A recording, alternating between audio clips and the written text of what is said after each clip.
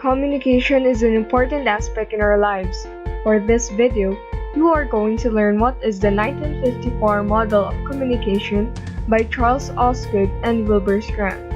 But first, watch this trailer of the film, One Missed Call.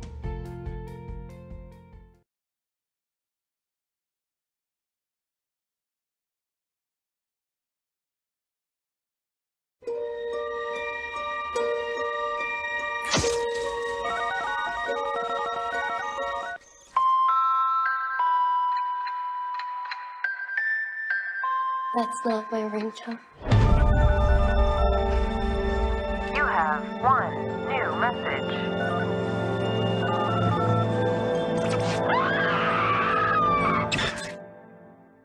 That's your voice. That's you. Dying.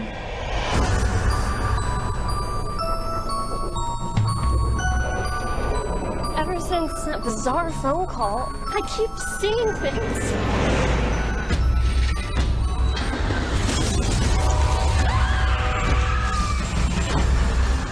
Leanne got a phone call, and so did Shelley, right before they died. The girl's right. There's got to be some kind of connection here. It's like you get a voicemail, Call came in 2 nights ago. you hear your death, They get in your head back. and then you die. Look, these things work till they get in your head back.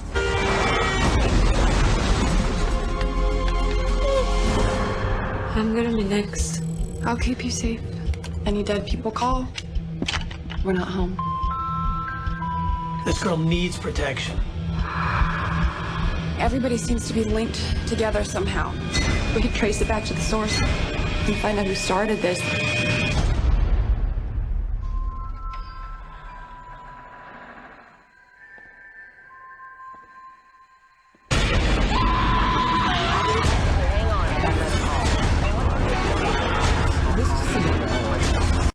From the trailer, what have you observed?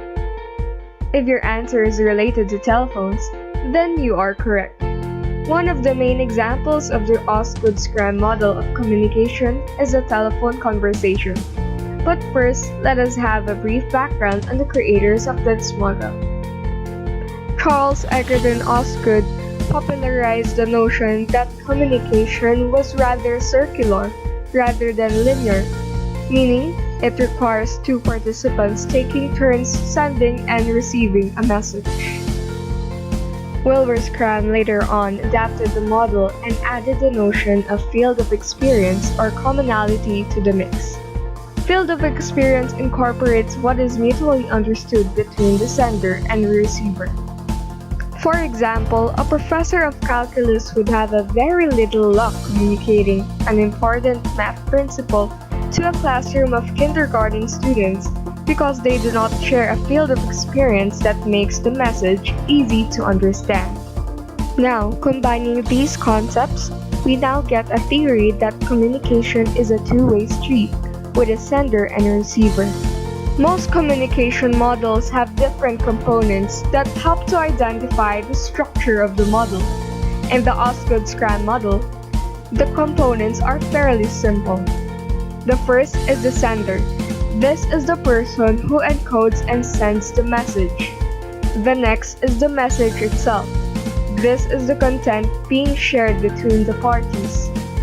The receiver is the person who decodes the message, and the semantic barriers are the backgrounds, beliefs, experiences, and values that influence how the sender conveys a message and how the receiver interprets it. In the Osgood-Schramm model, the messages travel back and forth between the sender and receiver. In this way, the sender can deliver one message and then become the receiver, getting the message.